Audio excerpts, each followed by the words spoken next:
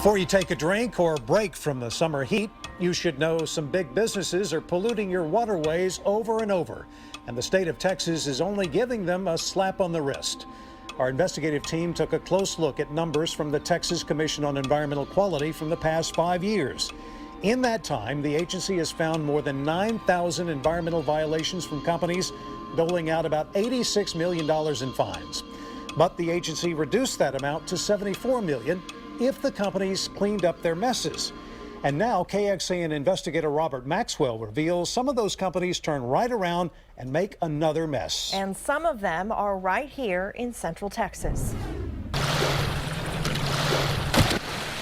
For many, the chain of lakes in the hill country is a summertime playground. Just getting ready to have a couple of steaks and some grilled potatoes. For Joe Lida, it's home. Lake LBJ, it's beautiful. It's a beautiful lake. I like to keep it that way. Part of keeping the lake clean is treating wastewater lakeside homeowners create. The firm that does that here is Aqua Texas. Here on the east side of Lake LBJ, Aqua runs this small wastewater treatment plant. It's all but hidden from view, but if you listen carefully, you can hear the hum and also catch a whiff of the smell on occasion. KXAN discovered Aqua received more than 30 violations at its various plants around Texas in the last 5 years. At the Granite Shoals plant on Lake LBJ, on multiple occasions, environmental inspectors found treated water still contained impurities. The violations were all considered minor, though Aqua faced thousands of dollars in fines. And each time, state records show the fine dropped dramatically, as long as Aqua fixed the problem quickly, which it did. After we showed him the company's compliance history, Joe Lida says that's not fair. And I think the state of Texas needs to act. The state has a responsibility and an obligation. It's a practice the Texas Commission on Environmental Quality says it offers to speed up a settlement and avoid expensive court hearings.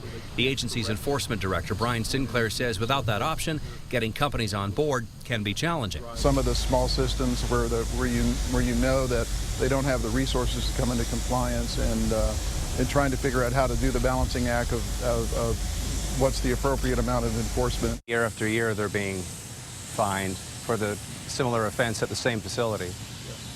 Sounds to me they're not getting the message. Is the enforcement working? I believe that it's working. It's not working as fast as it needs to in some instances. Critics like State Representative Eddie Rodriguez call that culture too business friendly. The penalty has to scare, these actors into shape. That's what they're there for. The Austin area Democrat is vice chair of the House Committee on Environmental Regulation. I think bringing this to my attention certainly is going to cause me to revisit some legislation that I've done before and see about tightening up the rules at TCEQ for next session. And I think, the public health is what's most important. Kids swim in that water, there's boating in that water, there's fishing that comes out of that water, so, something should be done.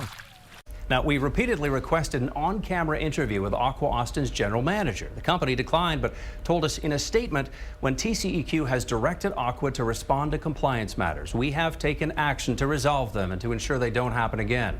It goes on to say, TCEQ follows established, objective, and transparent procedures in determining their response to compliance issues, and we appreciate their input and recommendations. Now, when it comes to the companies getting the most environmental violations over and over, we've made it easy for you to see if any are in your area. You want to check out the story in the investigative section of KXAN.com, where we've plotted a map with those repeat offenders. And while you're there, you may want to check out an interview we did with a former TCEQ commissioner.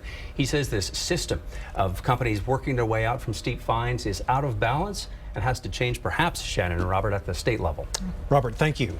And this is something our investigative team has been digging into for 8 months. If you have something you need us to investigate, email us at report@kxan.com.